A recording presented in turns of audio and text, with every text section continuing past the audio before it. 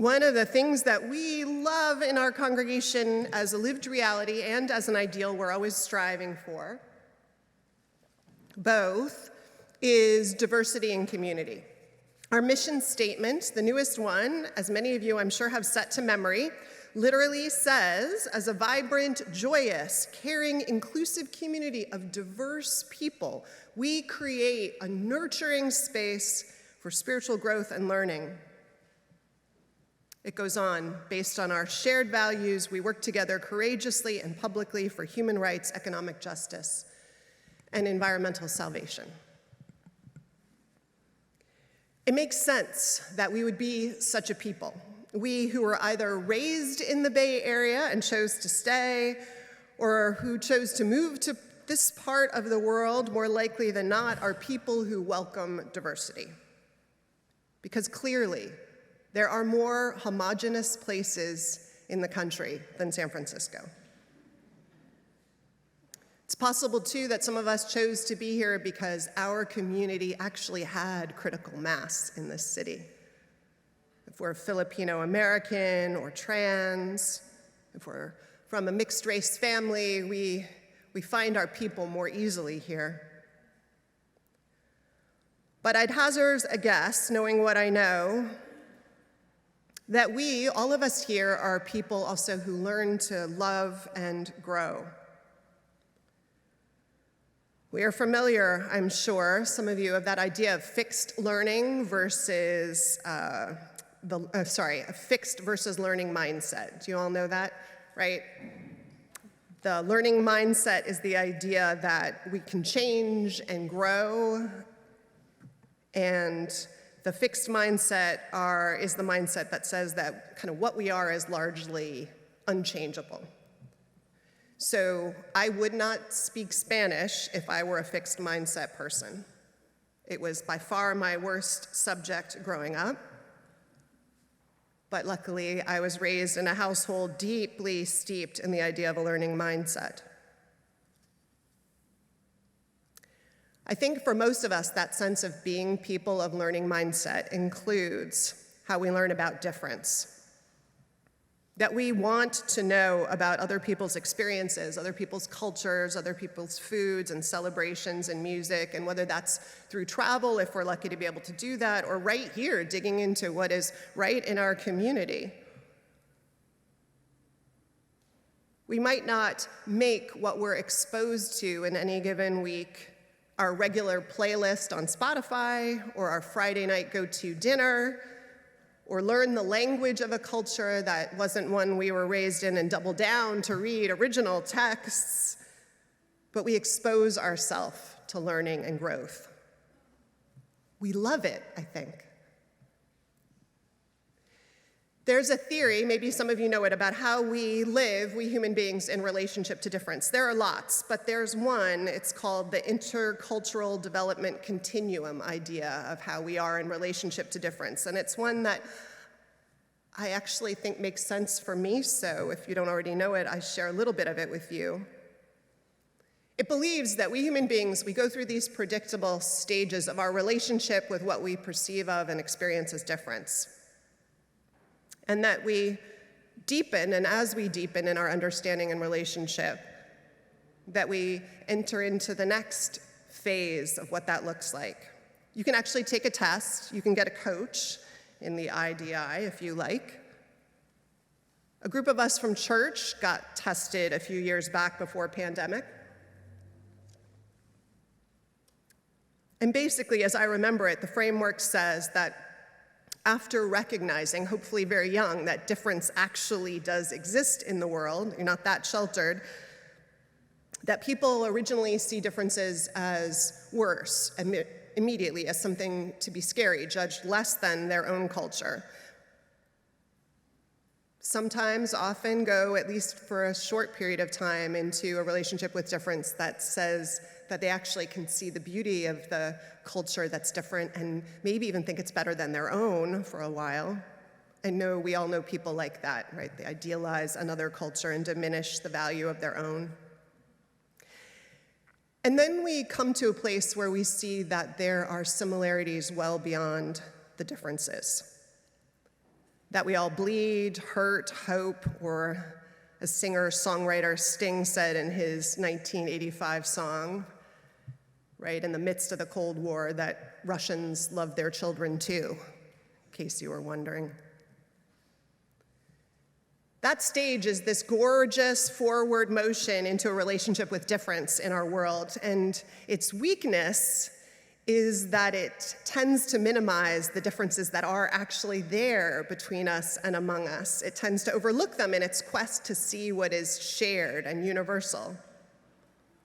Most Unitarian Universalists, if you survey us, are in this minimizing stage, it's called, in our relationship to difference. And the next step, you might imagine, or have experienced, or be in the midst of, or have left far behind, and you're on to the next, is the ability to really see the differences. Some less significant, some that matter a lot,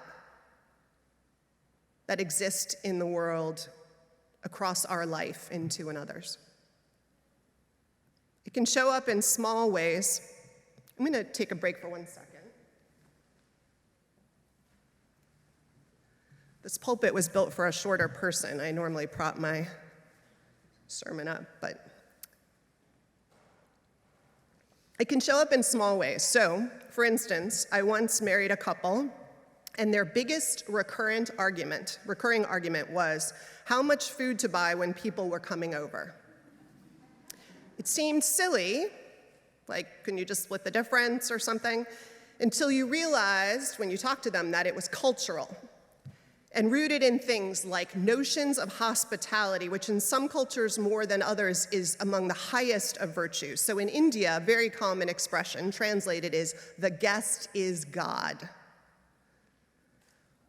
Running out of rice in an Indian wedding is the biggest shame a family can imagine, because rice is so cheap, and so not to be generous on this piece of the wedding meal is the height of inhospitality and disregard for the godliness of your guests.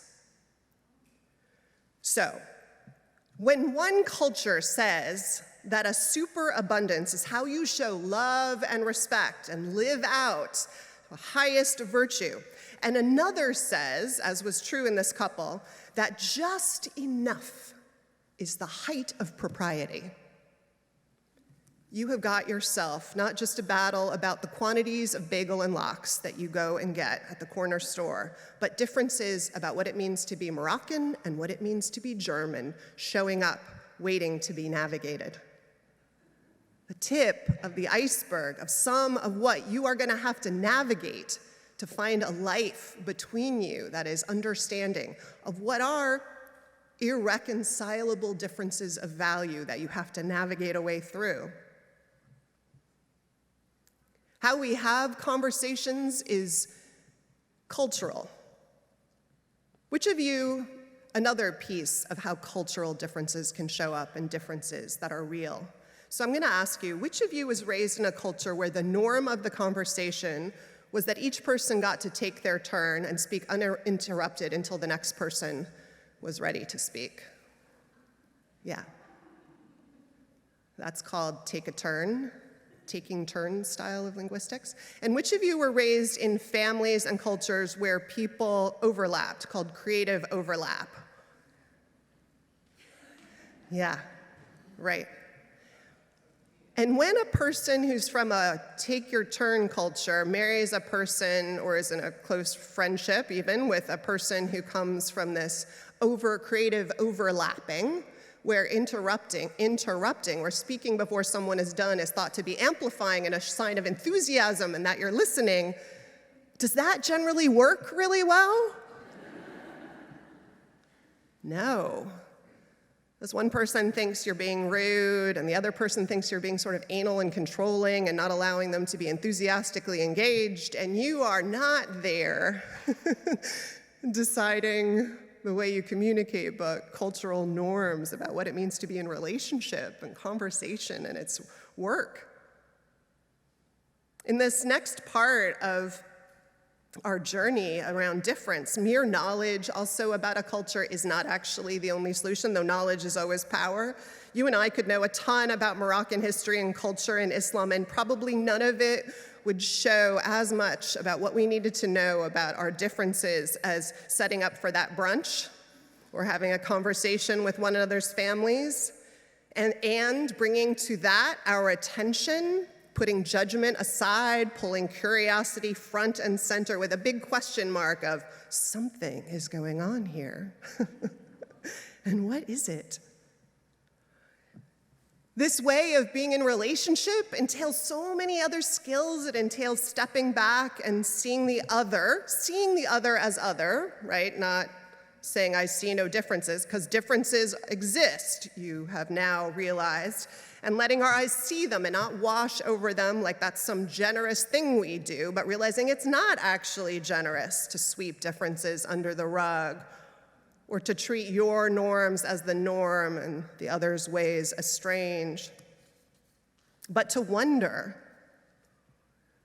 And as we all know, if we've been in those moments where people have actually been open and wondered about something about us that feels non-normative in the way we move through the world because of our background or where we find ourselves at the moment. And as Mari said in her reflection, it's that moment when we feel truly seen and known, when people step in with wonder and openness and curiosity. It's at that point we can really be in relationship to people who are, yes, the same as us, and yet so very different. And that difference can take so many forms, so many layers, the superficial and the much more heartbreakingly different.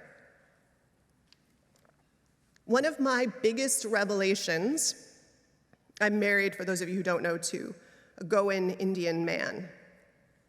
One of my biggest revelations over the last decade has been meeting people who make big life decisions based on what their family needs and expects. Does anyone know what I'm talking about? This whole different sense of your identity. Leaving, as a friend I knew did, his love of oceanography behind, and going back to run the family business and live in the family compound, because in his community that was an expectation and he gladly lived into it. And he was and is happy. And seeing how his family lived, that was so different from mine in so many ways, and all the blessings that his notion of family and the way they were together, there was never any moment where he had to stand on his own 2 feet. There were 100 feet standing with him. And to really begin to see that his dreams weren't being thwarted and his expression of his divine purpose wasn't being thwarted, that was my vision of life. But that he had this other gorgeous life that gave him purpose and meaning that was just different from mine in so many ways that I didn't see at first. And in each of these steps in our relationship to difference, we get, hopefully, each time a little more nuance, a little more curiosity about all that lays just beyond our knowing, no matter how much we know, right? There's so many more differences among us and layers about what it means to be human and make lives of meaning. To see more and more colors in the rainbow of human life and choices that are the same and vastly different. This is the lens that I hope we are actively leaning into in our spiritual personal lives and journeys with difference, certainly here in this community. I think we are in our commitment to being citizens in one family, but what it really means, realizing, is all this rolling up of our sleeves with curiosity and care, and kind of digging our hands into the layers, finding the roots, right, and layers of what there is to understand about one another. And with that understanding, all the appreciation for the wisdom that people bring out of their differences, and to celebrate them, to make it part of who we are, too. And our music in church today feels like an expression of that. It's simple and it's not so simple, and so it's a perfect example. What a mix we've had. We had the organ to start the day, and the choir sang a piece that was contemporary by a man, by the way, who was born in Texas, now lives in Germany, and in addition to being a songwriter, I read about him, he was also a choral director, and he studied gamelan while at the University of Texas, I think. The layers. And traditional mariachi, born out of the indigenous people of Mexico, confluence and shaped by the Spanish conquistadors, a national treasure, world treasure. And which of these was sacred music? Music that belongs in a church. I hope you have a hard time answering, or an easy time in answering, in the sense that what we've heard today is what, for Mari and millions of others in Mexico and Latin America and around the world, is what it means to celebrate at weddings and funerals.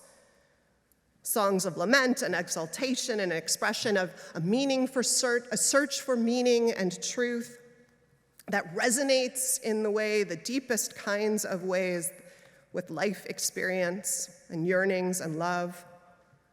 And having learned from Mari, having her risk a little bit of sharing some of that, I don't think any of us will ever look at mariachi the same way, even those of us who knew it and loved it and for whom it's a part of our own lives. I think we've all added a little layer to it.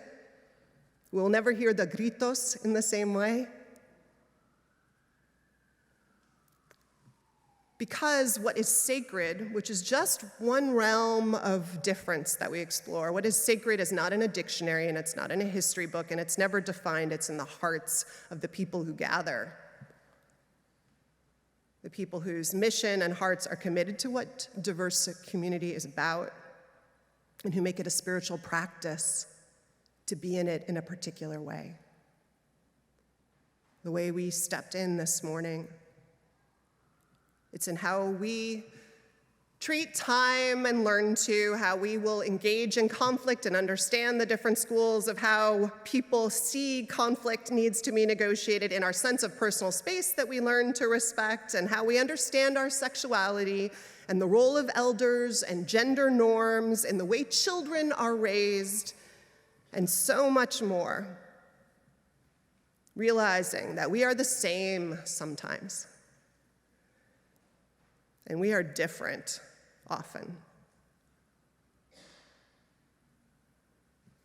And we find ways to seek the wisdom of that adventure.